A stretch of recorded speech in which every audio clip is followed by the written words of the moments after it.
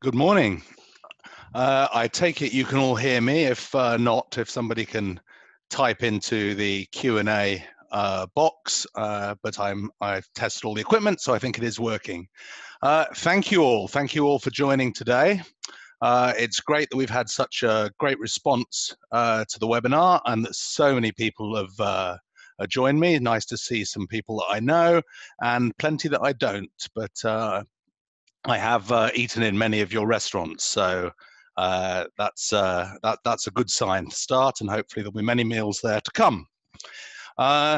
It's very sad, really, that so many people feel necessary to come on a webinar like this, but we are in very unusual times, and we know from conversations that we have with restaurants in Chiang Mai that so many of you are really hurting at the moment and the business is tough. So I do hope that this webinar will help you understand the problems and hopefully give you some great advice on how to proceed and how to survive.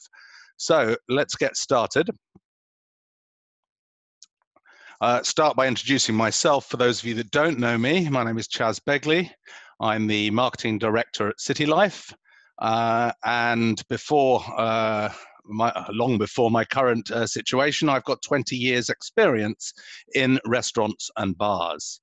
That started in the UK in my early 20s, and I ended up managing several iconic restaurants and pubs in the UK before, in my mid-20s, going on to buying my own businesses and my own pubs in London, which I ran for many years. And then I moved here in 2006, and for 4 years I ran Tuska's Bar, which some of you may remember, which is on Chayapum Soi 1, before selling that business in 2010 for family reasons.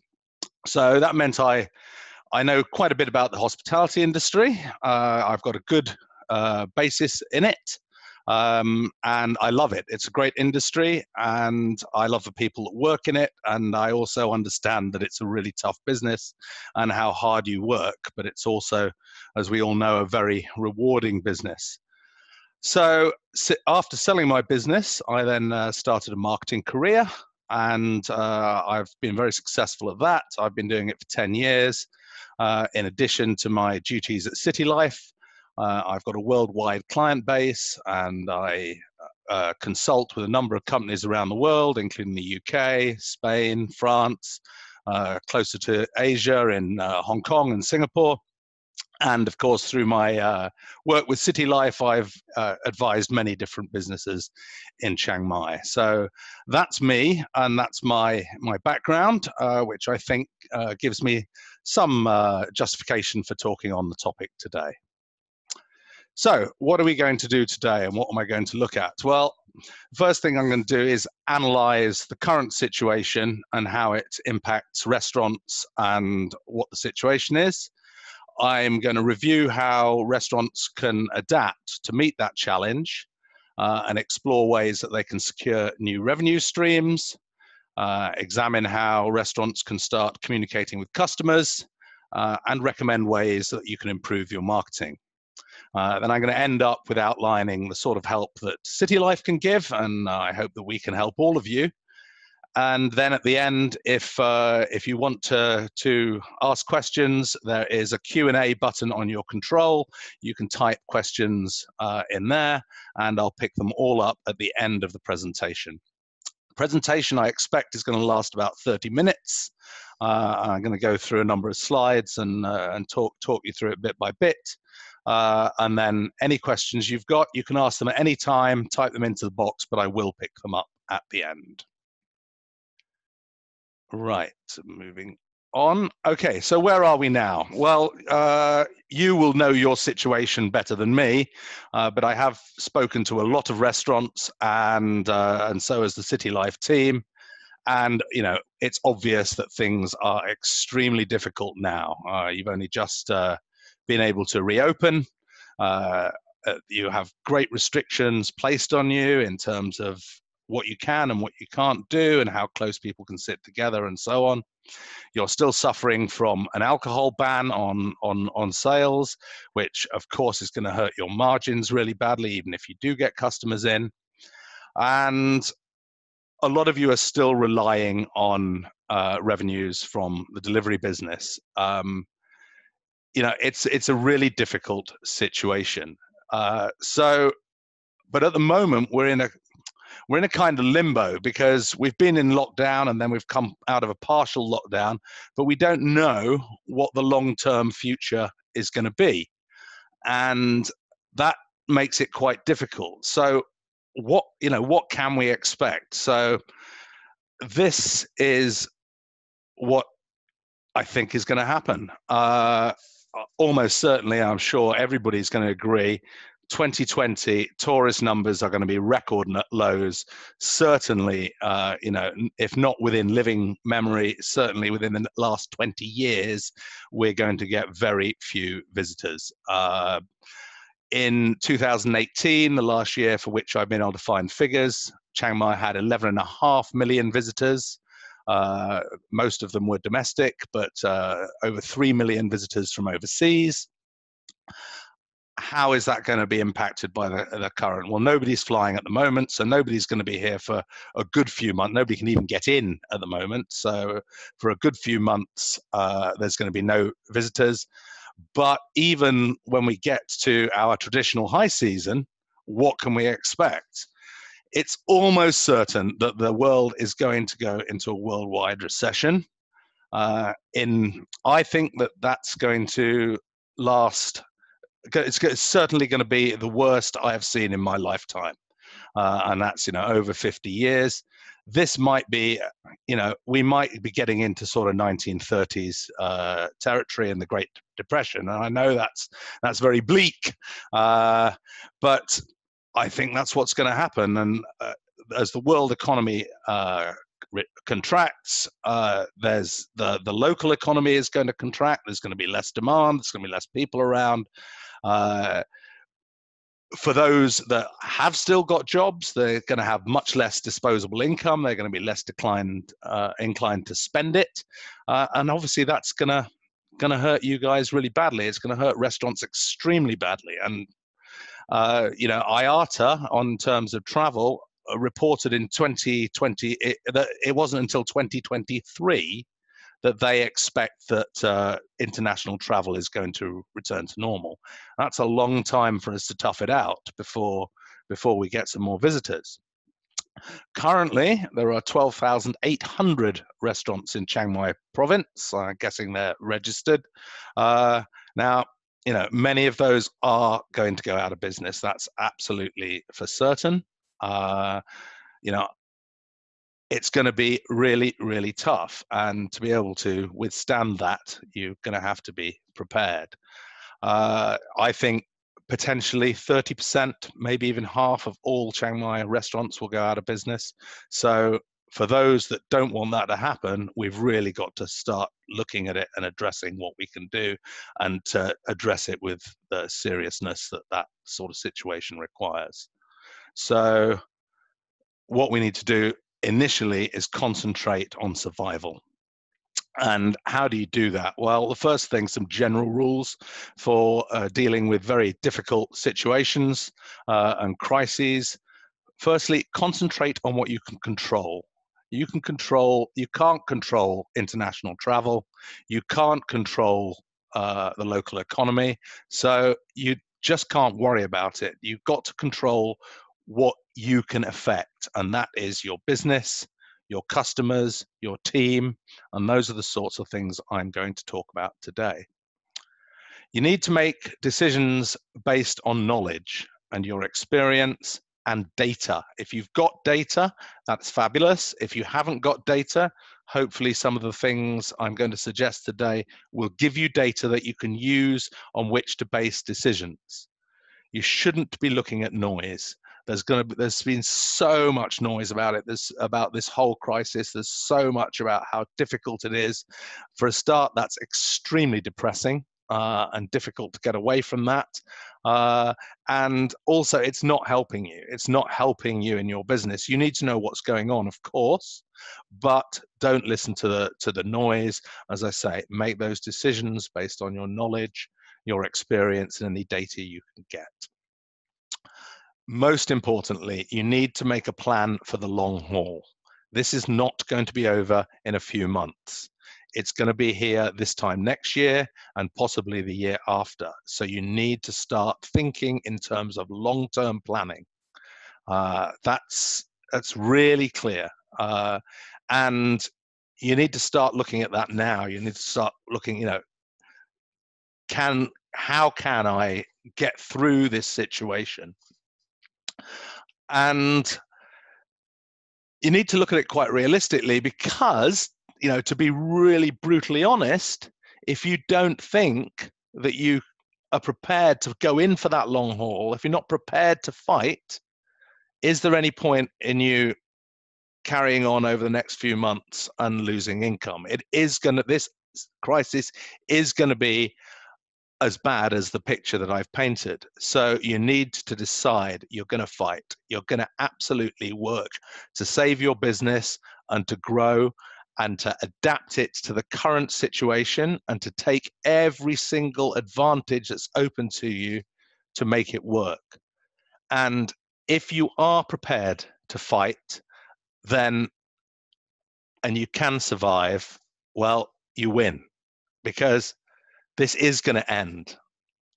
Every situation ends. The economy is eventually going to improve.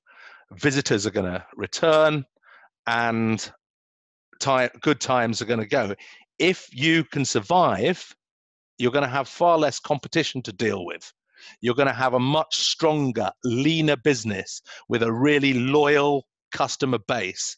That base is the base that's going to support you over the next couple of years, but also it's a base that's going to be able to sustain your restaurant and your business. And then when good times do come back, that's the cream. That's when you're really going to be in a position to profit and to make good money from this and to grow your business and create the business and restaurant of your dreams. So it is going to happen. It is bleak at the moment, but it will come back. So if you are prepared to fight, hang in there, because if you do hang in there, the rewards are massive. So that is something to hang on to, and it's something to grab onto and to go for. Right, let's start having a look at some of the issues then and start getting into the meat of this presentation.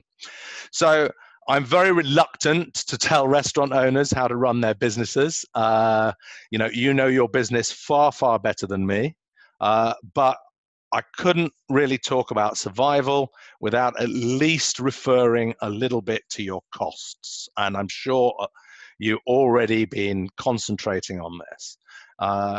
As part of your plan, you need to make a complete, comprehensive audit of all your costs, because right now, you need to shave every single bit of waste out of your business. And the only way to do that is have a very, very clear understanding of what it is your business is spending money on.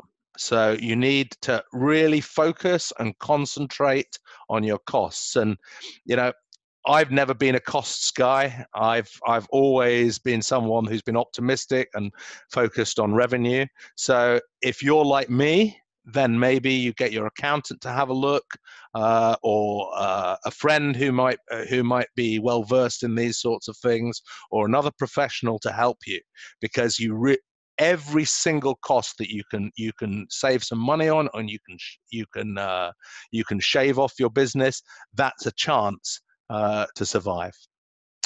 You need to negotiate with your landlord. Now, we all know, anybody that's lived in Chiang Mai for any time knows that Thai landlords do not like the words "can't pay the rent," "I'm going to be late with the rent," "I want a rent reduction." And normally those sorts of things are met with a very resounding no, absolutely not. But landlords and landowners and property owners, they're not exempt from this crisis. This is going to affect them just like anybody else. So I think you're in a good position to be able to go to your landlord if you don't own your own property and renegotiate your rent and come to some arrangement with them. There's if all these businesses are going to go out of business, there's going to be lots and lots of empty premises around Chiang Mai, and a lot of people not paying their rents. And everyone thinks, landlords are very wealthy people. They've got all these assets, and therefore they're not going to be affected. Everybody's going to be affected by this. We don't know. You don't know what your landlord might have in terms of financial pressures on them, on loans they might have, and payments that they have to make. So they have to adapt to this crisis as well. And I think that puts you in a good position to be able to go and negotiate. And again, if that's not your forte, or if you think you need a Thai speaker to help you with that, then get somebody else involved, get a lawyer or a negotiator involved to help you do that, because yet again you can shave some cost off. Reducing the size of your menu. Now, I know restaurateurs are very precious about their menus, so I'm not going to suggest what you do, but it does make sense to reduce the size of your menu and carry less food stock. Concentrate on those things that you do really well, concentrate on the things that give you good margin, and concentrate on the things that sell. If you can eliminate some items from your menu, think your customers are going to understand that you are in survival mode, and that is a good way to cut down on your costs. Increase your stock control. Again, I've always been a bit slapdash with my stock control. It's okay when it's your own business, but in crises like this, you need to pay much more attention to it. So if you're only doing a stock count once a month or once a week, start doing that more regularly. Really control your stock. Make sure you know that you're not getting wastage somewhere in the system. I mean, whether it's theft or whether it's wastage or careless practices or short deliveries or whatever it might be, these are another area where you can really concentrate on. Cut the waste from your business to an absolute minimum, because that is really going to help. Also, I mean, really have tighter control of your water and particularly your electricity usage. Electricity is a big cost for a restaurant. Don't waste lights. Don't turn lights on that you don't need. Don't have equipment on until you need it. Don't come in the morning and stick your deep fat fryers on and have them heating up an oil for 2 or 3 hours before you open. Start thinking about these little micromanagement things that you can do. And, educate and train your staff. Work with your staff so they really understand all these issues and why you're doing it. If you've got your staff supporting you in your business, you're in a much, much stronger position. And in my experience, communication is the key. So if you're communicating with your staff, if you're telling them why you're doing things, if your staff will be worried anyway, because they'll see that lots of people are losing their jobs. They'll see that restaurants are closing. So they're in this with you. Really bring them and make sure that they know they're an important part of the team, and actions that they need to take in order to get you through this and to get them through this. So I would say, definitely bring your staff in and get them to buy into what you're doing. Create a sense of mission around your business, that everybody who works for you is absolutely laser focused on. If you can do that, you've got a much better chance of survival.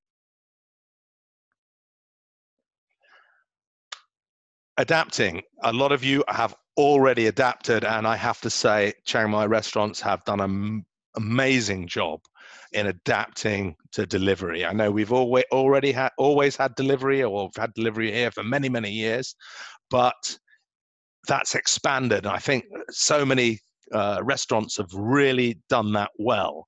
I mean, one restaurateur I was speaking to the other day told me that he had 1,000% increase in his delivery business, delivery orders. It didn't compensate for the in-house dining that he's lost, but it was at least bringing him that valuable revenue. So that is another key that you can really get into, and where you can really leverage something.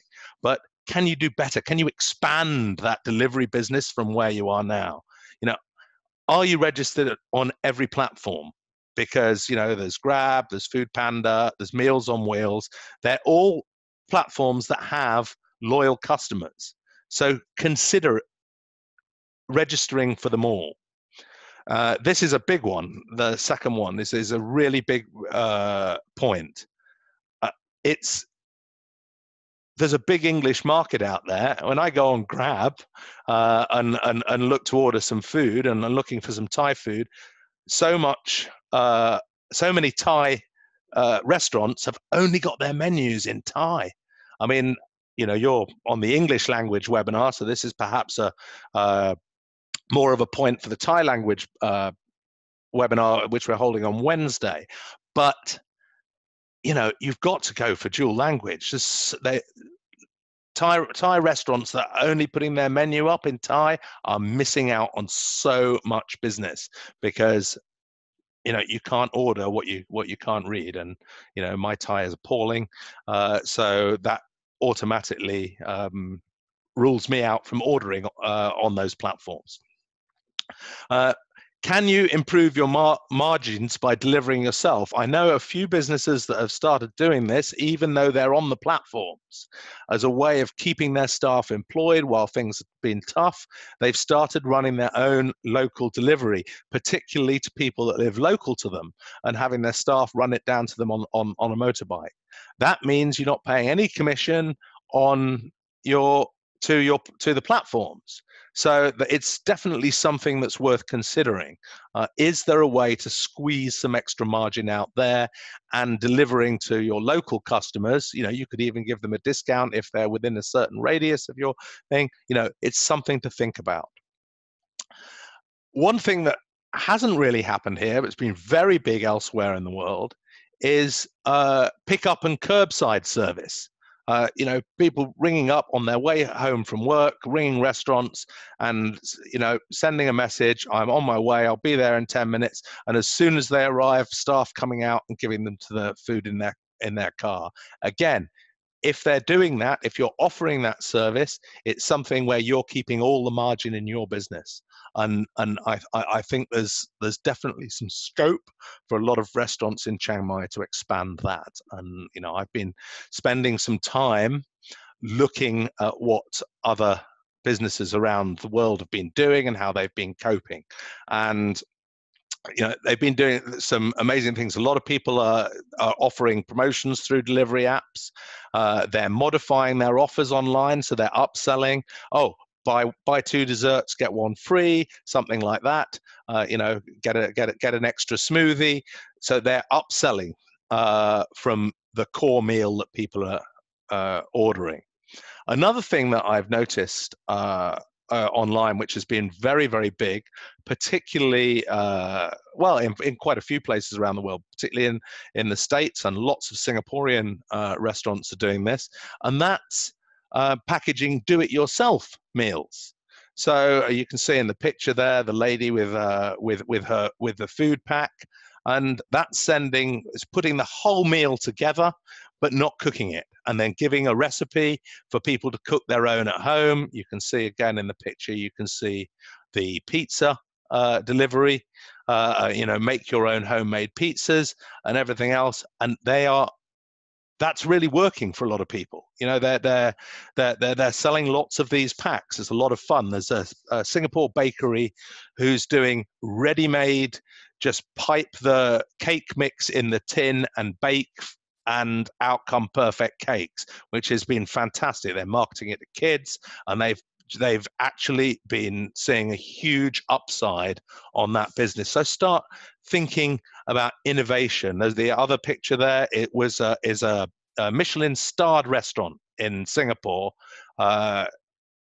who under lockdown developed this special box which they tested by driving around the town and making sure that the food didn't shift away. This is an expensive Michelin-starred restaurant, and they put together a have a dinner party on Zoom package where the restaurant, where the meal boxes would be sent to various different people around the city as part of the same dinner party, and then they would host a dinner party on Zoom, and the chef would come on and talk about the meal and everything else, and just made it a special occasion. And that, that helped them, because people might order a burger or a pizza takeaway, but no one was particularly looking for a very high value 5-star dining meal, but they found a way to do it. So there are ways to innovate. So start thinking in innovative terms. Have a search on YouTube, have a search online, see what other people are doing. I've given you a few ideas there, but there is much more that you might be able to do to expand your delivery business. This is a big point, because I'm surprised no one's done it here. There's a few people doing it. There's a few examples of restaurants that have had great success with this, and that's with the delivery. They've been putting in personal thank you notes to the customers that are delivering, handwritten, connecting with their customers, explaining how much it means to them that that you're supporting them with the delivery by ordering delivery, that you're supporting them, and saying, I've seen a couple of examples. Thank you. This is kept, keeps my staff in wages. It keeps us alive. We really do appreciate it. Now, that's such a simple thing. It's a little thank you. It takes 2, 3, 4, 5 minutes to do. A nice handwritten note sent. When you get your meal and you read that, that's going to make those customers feel good. It's going to make them feel as if they're really helping. And at the moment in this crisis, people do want to help.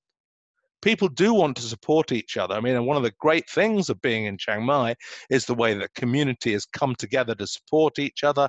We've had hill tribe villages coming down with pickup trucks to give it out to the people in the city. We've seen restaurants and other businesses supporting the people in the local community that are struggling to pay for food. And that's great. But people love it if they know they're making a contribution. And of course, they're making a contribution by being a customer. So a little thank you goes a long, long way. And I am absolutely certain that will increase. Firstly, it will increase the number of times they order delivery from you. And secondly, it's more likely that they're going to actually come and pay a trip to the restaurant. And you can test that by putting in the little note saying, thank you so much. We really appreciate you. You've been really good. You've supported our business by ordering this meal online. We'd love to say thank you. Do come into our restaurant and, have a free dessert on us. Something like that is got dual benefit, right? It's also bringing you into in-house dining. So, making that emotional connection with customers, it's what the hospitality business is all about, right? So I think that's a little tiny thing that needn't cost you hardly any money at all. A bit of time, a bit of thought. I think it will have big, big results. Bring the diners back. We've spoken to lots of restaurants, and even though restaurants have been allowed to open, some of them are still really suffering and struggling to get diners to come back in. Obviously, people are worried about money, so they're trying not to spend, but also people's confidence is low. They're all waiting, seeing, is there going to be a respike in COVID cases? A lot of people are still in that very locked down state of mind. So, what can you do? Well, the first thing you do is to build customer confidence. And I see lots of restaurants are already doing this, but it does bear repeating. Let people know what measures you're taking to secure their safety and their health. Regular cleaning, making sure that staff are wearing masks, plenty of hand sanitizer, all those sorts of things, keeping the tables distant. But with the tables, I mean, look at this picture. It's just typical. Don't leave them empty or tape them off. That looks terrible. If you can, remove them, take them out, create more space in the restaurant, create a more spatial experience, rather than people thinking that they're dining amongst lots of empty tables. If you've got the space, if there's somewhere that you can put the tables that you're not using, then use it to reorganize your restaurant to make it a bit more spacious. You've got some space to dine in now. You've got a level of privacy. If you're encourage bookings, I would is another thing, so that you can plan who you've got coming in, where you can put them.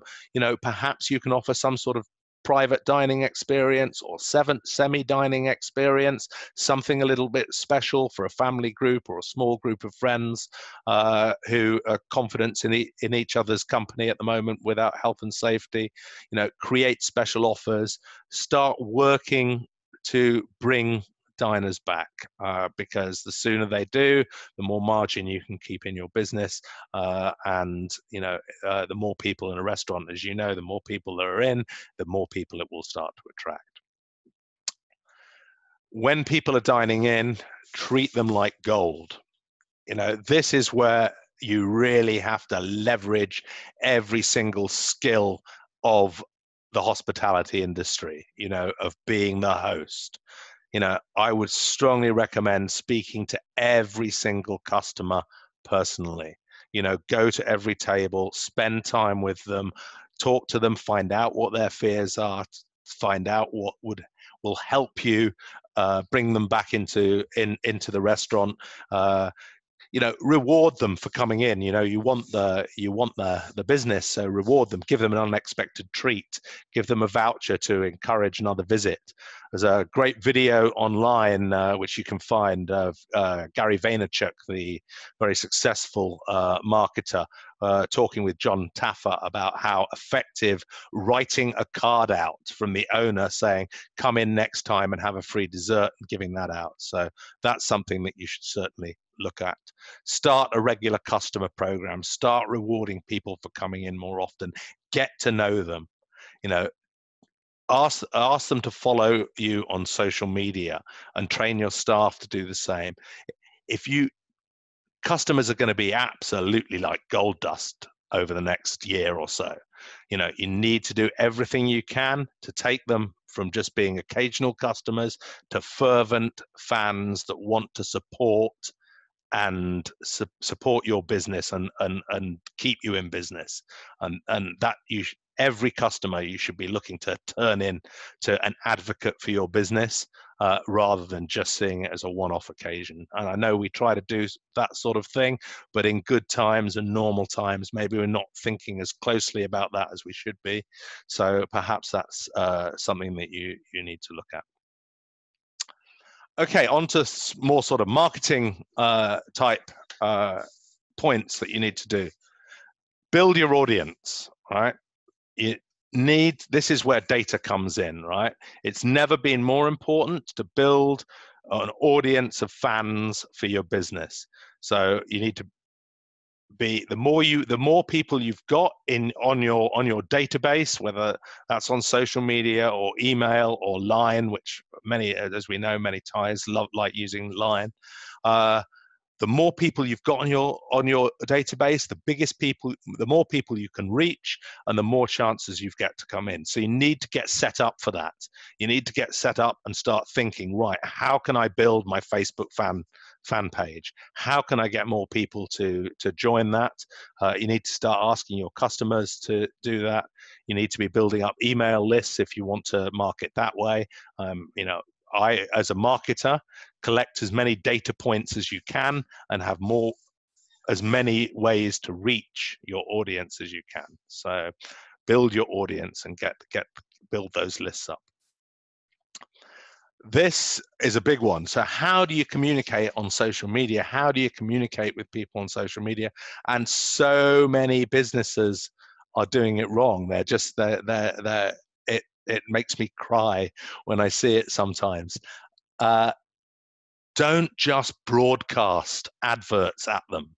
Nobody wants that. Nobody wants that. You know from your own experience of seeing ads that constant advertising and advertising and advertising is just not effective. Not the same ads targeted at the same people, the same time, all the time. It's just, you need to mix it up. You need to mix it up. You need to, if you're posting on social media, 20 to 25% of your output maximum should be ads. There is a place for ads. Of course, you need to let them know what specials you've got on, what promotions, what offers. There is a place for that. But it should be no more than 25% maximum. And I would say closer to 20. Because the secret of social media is engagement. It's about engaging your audience. It's exactly the same as, dealing with your customers at the table in your restaurant and paying the host to them. You engage with them. When you go to talk to a customer who's in your restaurant, you don't just go up there and say, we've got a special on Tuesday, and then we've got another thing on Friday, and next week we've got this. You wouldn't talk to your customers like that. So don't talk to them online like that. Talk to them online in a far more conversational way. Get them involved in your business. Ask them questions. What specials do you want this week? We're thinking of putting this, and this on. Which one would you prefer? Ask them what desserts you should make and put on your menu. Post some photographs and ask them to comment. Maybe run a competition, of spot the difference between a photograph of two of your plated meals, something like that, get somebody Photoshop to alter it. Post about what you're doing, post about how you're helping the community, post about your staff, personalize every element of your business, create that emotional connection between your business and the customer. Because if you're creating that emotional connection, those people are far, far more likely to spend their valuable money in these times of hardship with you. And that's more likely to keep you in business. So make those connections. Post things that have nothing to do with your business at all. Things that make people smile, things that make people laugh, things that they will enjoy. That these are difficult times for everybody, and I think it's gonna, when the economic hammer really hits, people are going to be down a lot of the time. If you can raise their spirits, if you can be a source of light, a source of uplifting people, then that's going to draw people to you. It's going to draw people to your business. So that's something that you really start to think about. Start to think about how you can do it, how your personality can come out, how the personalities of your staff can come out. So work on that. Videos. Videos are the most popular content on the web. People love watching videos. I mean, the figures are through the roof. So make some. Simple as that. You don't need professional equipment. If you've got any half decent mobile phone, you can make a video. Videos they retain attention. They're also very shareable. They're the sort of things that get shared a lot online, and they get shared around, Facebook communities and groups of friends. That's getting your name out in a way that isn't advertising, but it's showing a good positive side of your business. And I've just down there on the right, a few things that you can do. Take people on a virtual tour of your kitchen. Have your chef prepare a meal. We've all seen those tasty videos, just some hands making a dish or plating up a dish. Really effective. Those videos get watched in their millions. So play around with this idea, see what you can do. Maybe if your chef's got great personality, then make him front and center. he can do some things. These don't have to be long. These videos don't have to be long. A couple of minutes is fine. It doesn't have to be a massive make a movie presentation. Get a tripod, get it so you've got a stable base, and just play around with it, and produce your own content, particularly if you're not busy and you've got staff that are looking for things to do. That's a great way of engaging them in your business, a great way of showing your business's skills, the art of plating, how to make cocktails. Again, this personalization, getting your customers to know your team and getting them to think of your team. And that has a dual purpose, because it binds your team to you. They feel part of it. They feel part of your business. That really is the way to adapt your business, get through this, and it will really give you a great platform to be able to grow. Improve your website, right? Yes. So improve your website. So websites are a website is vital to a business. I know some businesses in Chiang Mai don't have them. Personally, I think that's a big mistake. I think every business, whether you clean windows, fix cars, you're a restaurant, you're a hotel, you need a website. It's your permanent shop window. When people look at social media, it's very temporary. What's at the top today is gone tomorrow. It just flashes up and it disappears. Your website is your permanent shop window on the internet, online.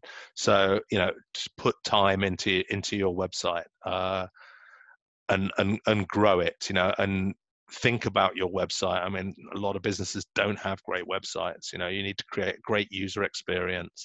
You need to have really good navigation. Show your pictures, show your videos, maybe add a blog. I don't know if you've got some opinions, if you've got some thoughts about food, share them. Again, binds people to your business. SEO, search engine optimization. I don't know, some of you will know that, some of you won't, but some of the basic stuff you can do yourself, or you can get somebody in to help you with it. We do some SEO, but really simple SEO, most people can do. You just need to think about it, and about what you're doing, and how people will search for your restaurant. Include calls of action. This is absolutely vital. When someone goes on your website, tell them what you want them to do. Well, you want them to come and visit, so make sure that there's a very easy way that they can book, whether that's book and type in, make it easy to find your phone number, but also collect data. Ask them to give you their email address, their name, address, their email address, so that you can create a database and you can email them. So when you really are tough, you can email the people that have looked at your business and supported your business, and ask them, to come in and help you, and to come in and support you, and come and support your things. Also direct them to your social media, because it's everything online, it's all connected. So, send them to your social media, where you can converse with them, but collect those email addresses and put those calls to action on. So, have a think about that. Right, how Citylife can help. So I've summarized some sort of general marketing things, and anybody can do those. So I wanted to start off by, explaining what Citylife's got, and explaining our audience, because I often think it doesn't, people don't really realize what it is, because it's quite substantial. We have over 700,000 people a year look at our website. That's a lot of people, and it's growing very rapidly. So some of you might have seen that we've recently changed a big section of the website to make it easier for people to find what they want, and our figures are going up month after month after month. So we've got our website, but we've also got our social media. So our social media portals, particularly our Facebook pages, Citylife and Spoon and Fork, they're being seen at the moment by 300,000 people a month. And they are primarily local people people who live in Chiang Mai, people who are engaging with our social media, and we've got very, very high engagement rates, off the charts, well above industry averages. A lot of people think, oh, Citylife, it's mainly English language, it's mainly English people, English-speaking people and foreigners, expats that look at it. That's not the case. You can't have 300,000 people looking at our media and not realize that most of those are Thais. We know for a fact that 20% of people who are looking at our English language pages on the website are Thais. So we get that data from Google. And so, we do encompass the whole community. And when we start to break down our audience, I think we start to see some things that might be quite attractive to you. So they're Thai and foreign. Our audience is very highly educated. Our survey that we did, a reader's survey that we did last year, over 80% of our audience have university degrees, and something like 7% have even higher than university degree, masters or professorships or higher professional qualifications. So we're dealing with a very highly educated audience. We're also dealing with our audience has also got very high levels of disposable income. So when we did the survey, let's just check the figures here. So 23% of the people that responded to the survey earn over 100,000 baht a month. Now, that is a very high rate for Chiang Mai. Now, that might have changed this year, but they're still our readers, and they'll still be at the top of the income bracket. Another 31% are earning between 50 and 100,000. So we've not just got a highly educated audience, we've got an audience with high levels of disposable income. We also have an audience that love food. So 80%, the largest thing about what do you most like about Chiang Mai, 80% said the food. So, this is a real food, we have food lovers galore on the site. And the other interesting thing that came out was 31% of our audience before COVID dined out in restaurants every day, and 60% of our audience dined out in restaurants once a week. So we have an audience that use restaurants. So that's an audience that you should want to reach. And here's some ways that you can reach them for free. We know we want to help. Citylife considers ourselves as part of the city, as part of the fabric of the city.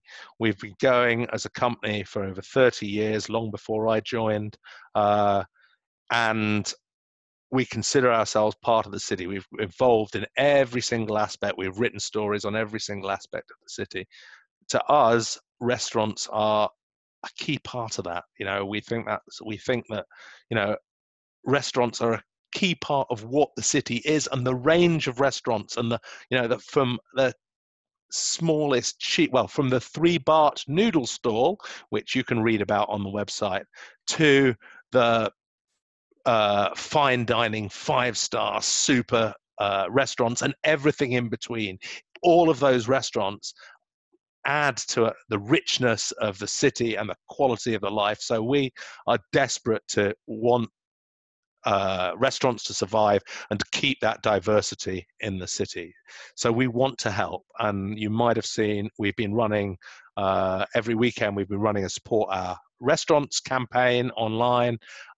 We've been listing restaurants that are open. So if you're not open, if you are open and you're not on our list, please send us that information.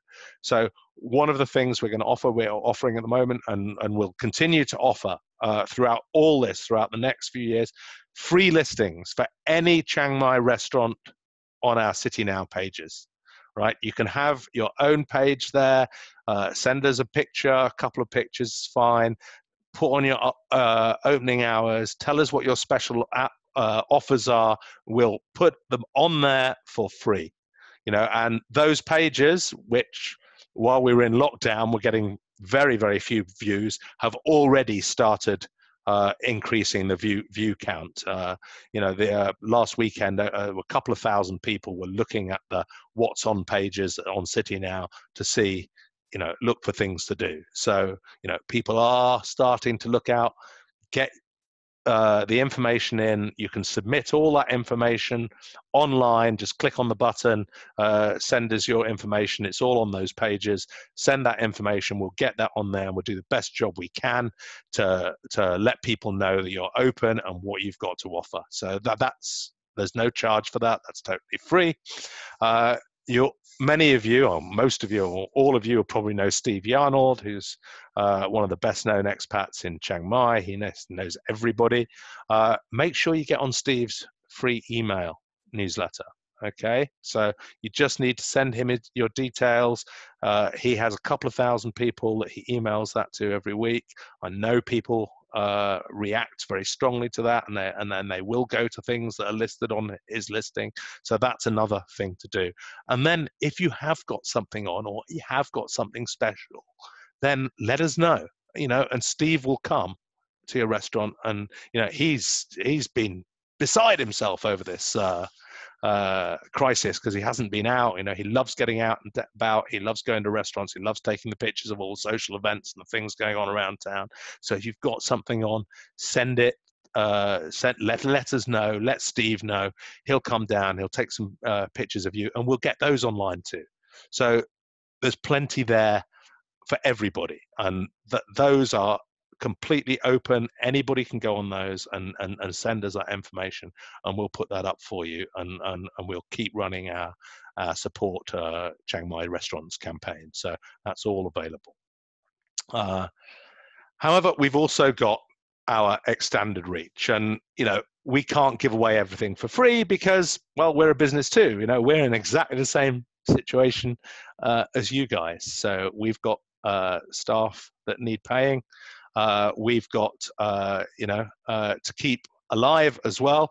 We're struggling just like everybody, and we've got to keep alive. So for the extended reach, to reach that audience, those audiences I've just been talking about, then for that additional value, then we're looking for paid customers, and we're hoping to work with lots of restaurants. Now, we believe we can offer real value, and when we went into lockdown,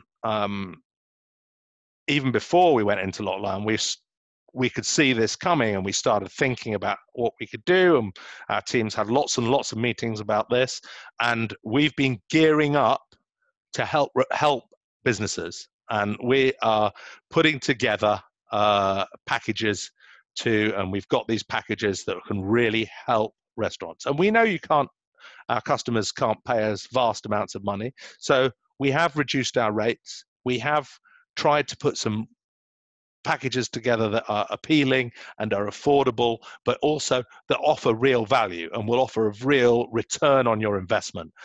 So we've got everything is measurable. We can set up all sorts of different campaigns to help you reach our things, and we want to work with customers. We want to understand what your problems are. We want to understand who you want to reach, and then put together campaigns. So it's active collaboration, regular payments, but to have the full strength of the Citylife brand and our reach and our skills behind you. So if that's something that interests you, then please do get in touch. We also offer professional and creative skills. So if you need help in this area with writing, web design, a lot of the things I've been talking about today, photography, video, graphic design, a lot of those sorts of things you can do yourself, and that's great. That's absolutely great. We hope to be doing some more if this webinar proves popular. We hope to be doing some more of these, giving some real advice as to how customers can use Facebook properly, how they can reach people, why SEO is important, how they can improve their website, and other great ideas to help you, because we really want to help Chiang Mai recover, and that will be to the benefit of all of us. And the other thing, we also offer some social media management and some consultancy around that, and marketing consultancy in general. So if you want to work with me, or you want to work with other members of the team, please do get in touch. So that brings us to the end of the webinar. I can see that some questions have come in. So if anybody's got a question, please use the Q&A button. I'll still take a few more. I've overrun my time considerably, so I apologize for that. But if you want to fight and to survive, then get in contact with us, because I think having us in your corner, we can really help you. Okay, so thank you for that. Right, let's see these questions. Okay, first one that came in was, you paint a bad picture about the economy. Do you really think it will be that bad? Yes, I do. I do think it'll be that bad. Some of the data I've looked at. I studied economics at university, so I have some experience there. But I was looking at the World Trade Organization figures, and their worst case scenarios. They're predicting that Asian exports will fall off by 40%. Now that's disastrous. In the United States last month, 26 million people were added to the unemployment register. Airlines aren't flying at all. They're all mothballing their planes. All that is going to compound and compound and compound. I don't think we're going to see how bad the how bad this is for a while. I'm hoping, of course, that it's not as bad as that. But let's see. Is it really a good idea? Sorry, I've got to play around with various different screens here to get the questions. Is it really a good idea to let customers know you are in trouble? It's a bit like begging for help.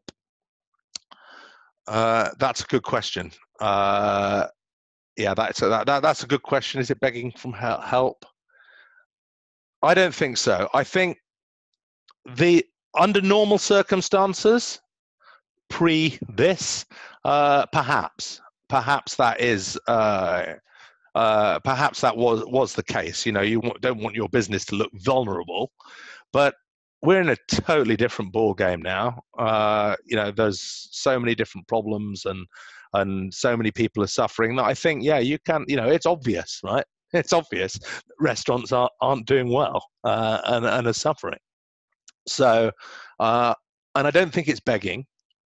I think, as I said throughout, I think it's about making an emotional connection with people who like your business and your customers, and about giving more depth to that. And I think if you can achieve that, that's not begging. It's a mutually beneficial relationship, because they're getting to eat your food and dine and have the experience of being in your restaurant, which we all love restaurants, me most particularly.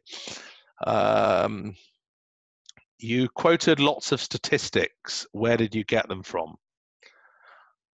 I'm guessing that might be a question that refers to the Citylife stats. So they come from Google Analytics and Facebook Analytics. They provide exceptional data. I mean, more data than you know what to do with. I mean, on which breaks down multiple different ways. It gives you real insights. And if you've got some time, then getting to know data and how that works could be of value, particularly if you've got a website. Have a look at your Facebook analytics. If you click on the Insights tab, you can download. There's so much data there and it is valuable. The ones on income and everything was from our readers survey that we did last year, and we had 200 responses. So yeah, by no means that's not conclusive, but I think 200 people is who responded to the survey, I think be a reasonable indication of what our audience is. What's this? I've been speaking with hotel sales spokesmen, and the situation is actually worse than we expected. But a flexible mindset can help your business keep afloat. We switched to delivery and have been busy since March the 24th. I think that's great. That's absolutely great. I'm delighted to hear that, and I know other places have also had that, and absolutely flexibility. Absolutely 100% buy into that. Be adaptable, and understand what's going on. So I'd be very good luck to you. Good luck to everybody, but good luck. I'm delighted to hear that, and keep going, and you'll be one of those winners, which is great. Can we get a copy of your slides? Yes, you can. Yeah, I will. I'll send the slides out probably early next week. In fact, I'll probably wait till after the Thai webinar on Wednesday. But obviously, I've got the email addresses that everybody registered in, and yeah, I'm happy to provide the slides. You guys are expensive. What is the value you can offer? Well, expensive is relative, isn't it? Whether you think we're expensive, we are reducing our rates. We are putting some real, what I would call value packages. And why are they valuable? They're valuable because they can connect with your audience, and they give you that reach. They give you that extra reach, and you can have a look for yourself. You can have a look on our Facebook page where we've done promoted posts for people, and you can see the results that they've had. And we know by having repeat customers that we know by having repeat customers that that we are offering value, and we want to offer value. The last thing I want to do for anybody is take money off them for not offering value. It's the same reason I wouldn't go to a restaurant where I got a poor meal. But I've been with Citylife and since January 2019, last year. So about 18 months, me and another guy, the new managing director, Dave Ring, we've come in and we're trying. We've looked at the culture of the company, and we're pushing it to offer value. No company can survive by not offering value. So that's what we're working towards. And if you want to talk to us about that, then please do get in touch.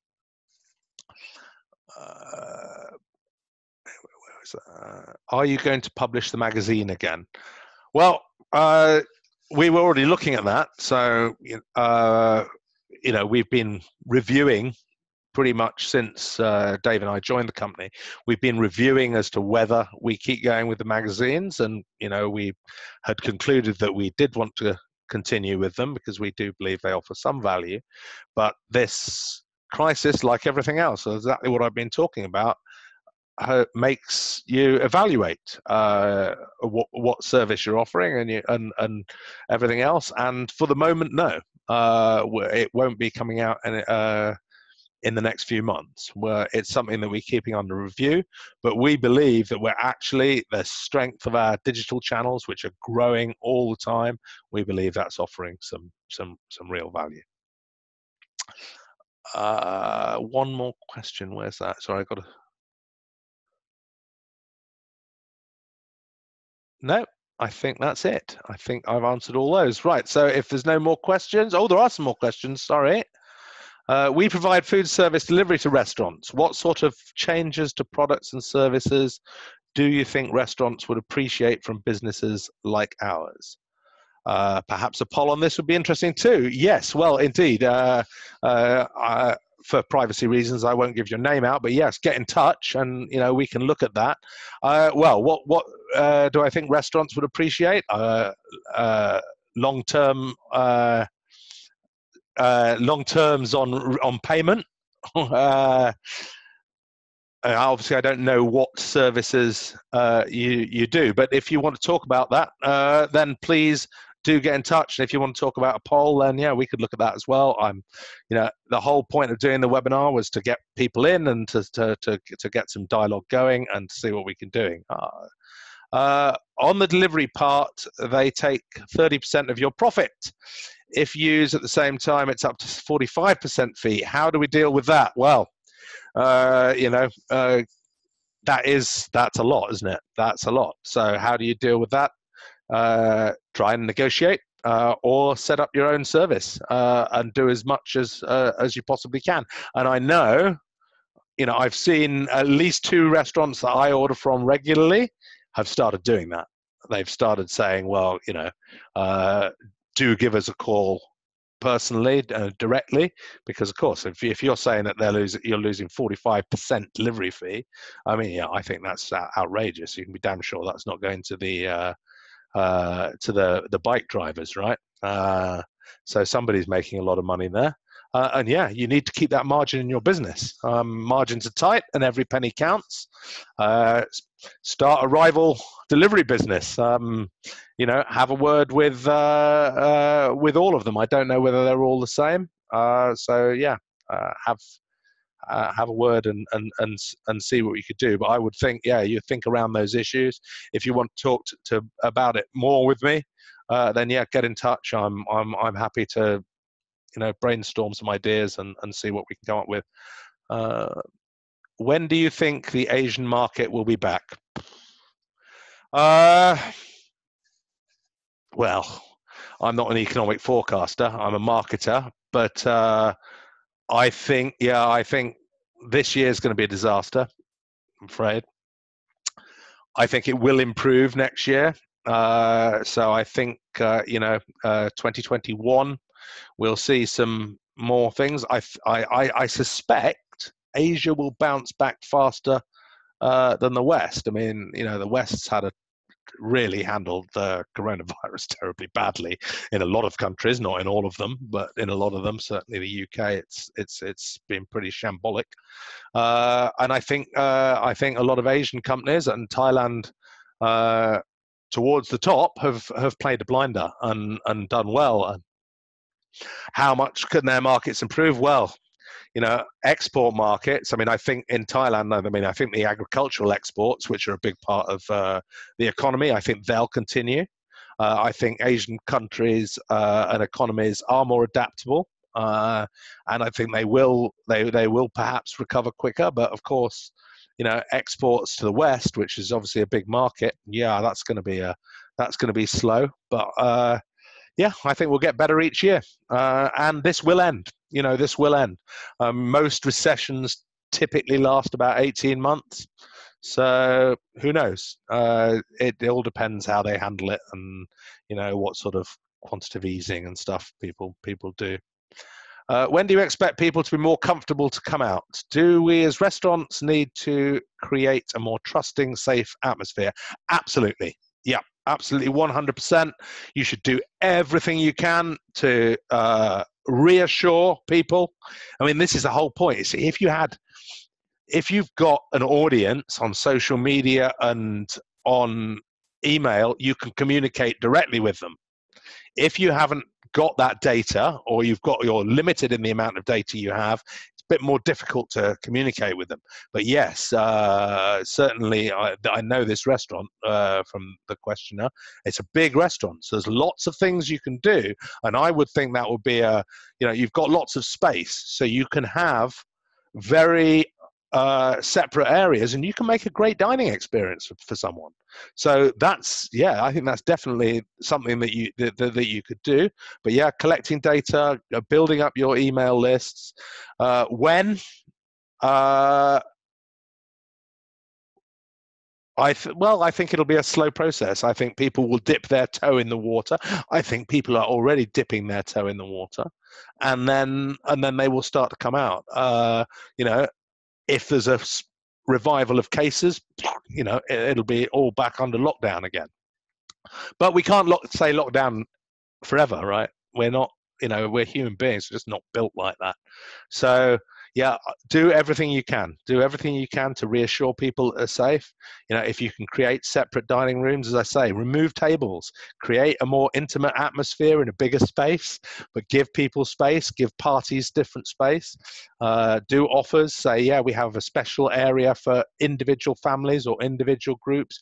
You'll have your own private area. You know, reassure them that the staff are all you know, keeping clean, using sanitizers, temperature checked every day. Use the video idea I gave earlier. You know, go round, show your, this is our daily procedure. This is how we clean our restaurant every day. A nice 1-minute video on that.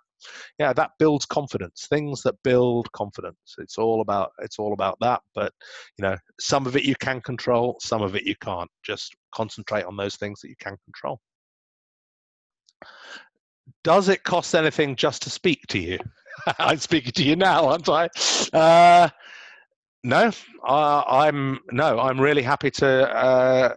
I'm happy to meet with anybody. Anybody who's listened to this webinar who wants to have a chat. Yeah, I'm very happy to meet you. Very happy to bring some members of my team along. You know, as I say, the Citylife team been working really, really hard. We're really focused on providing that value. And yeah, initial consultation. Yeah, there's no fee for that. So if you want to talk to me, you know, you can contact me. You can contact any other, you know, if you've already in contact with someone from Citylife, you can contact them. You know, I can come along with them and speak with you if you wish. Do you think the alcohol ban has an effect on people dining out? When do you think the alcohol ban will be lifted? Absolutely, I think it has a big effect. Yeah, I mean, you know, as someone who likes a drink with a meal and likes a glass of wine or a beer or a gin tonic, yeah, it's depressing, right? It's just depressing going to a restaurant and not being able to have a drink. And I think that's being a big break. You know, when will it lift? I don't know. I've got no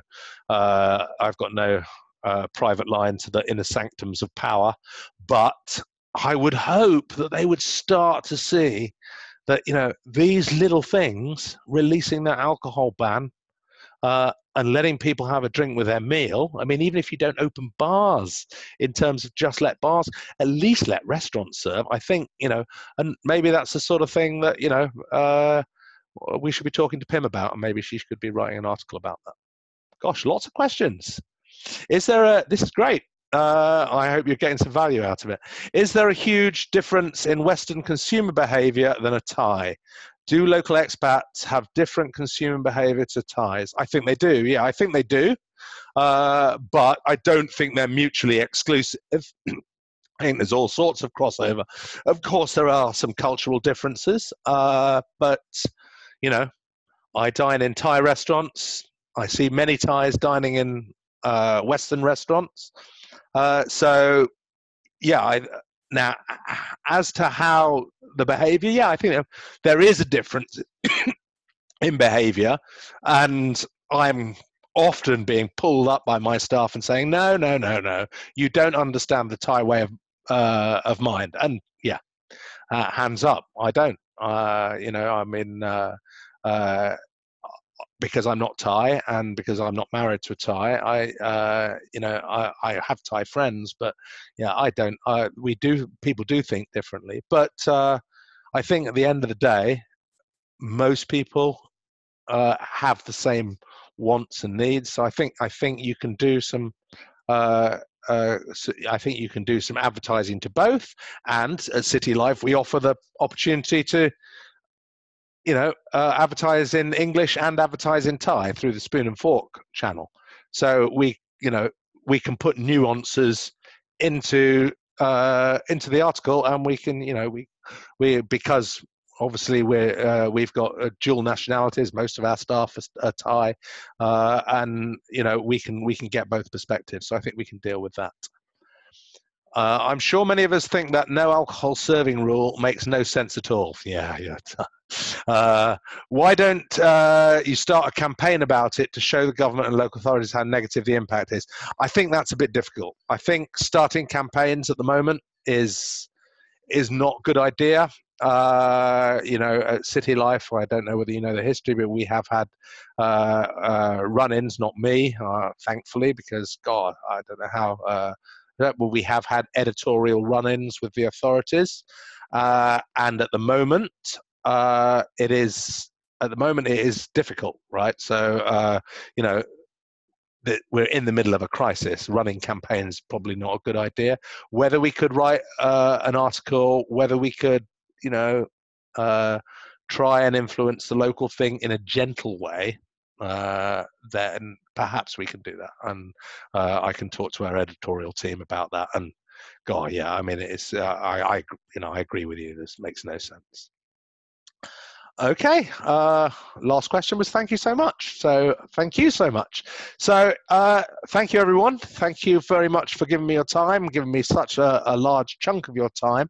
I hope that's been useful to you. As I say, we are here. If you do want to talk to us, just get on the email, pick up the phone, and most of all, good luck. Good luck to you. I know how tough it is being a restaurateur. I know how tough it is. Hang in there, keep fighting, and hopefully we'll all win together. So thank you all for your time. Have a great day. Have a great weekend, and I hope you've got some customers in. I hope you do some good business. Thank you.